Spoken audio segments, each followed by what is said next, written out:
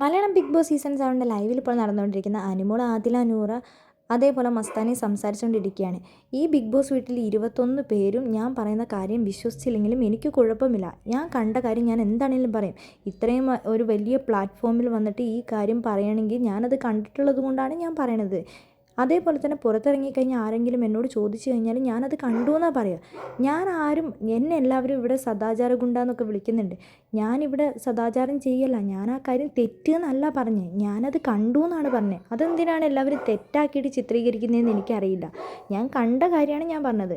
അത് മോശമോ നല്ലതോ അത് അവരുടെ ഇതാണ്, അതെന്ത് വേണമെങ്കിലും ഞാൻ അങ്ങനെ അവർ ആ രീതിയിൽ കണ്ടതുകൊണ്ടാണ് ഞാൻ പറഞ്ഞതെന്ന് പറയുന്നുണ്ട്. പിന്നെ മസ്താനി രേണുസുധിനെ കുറിച്ച് പറയുന്നുണ്ട്. ഈ രേണുസുധി എല്ലാം നുണയാണ് പറയാറുള്ളത്.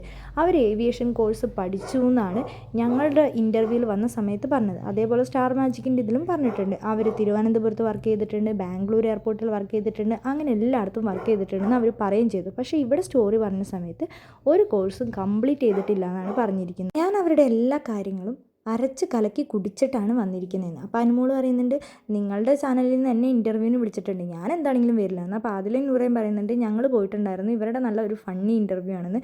അപ്പോൾ മസ്താനി പറയുന്നുണ്ട്, ഒരു ഫണ്ണിയാണ്, ഞാൻ എന്ന് കരുതി എല്ലാം ഫണ്ണായിട്ടല്ല, സീരിയസ് ആയിട്ട് എടുക്കുന്ന കാര്യം ഞാൻ സീരിയസ് ആയിട്ട് തന്നെ എടുക്കുന്നു പറയുന്നുണ്ട്.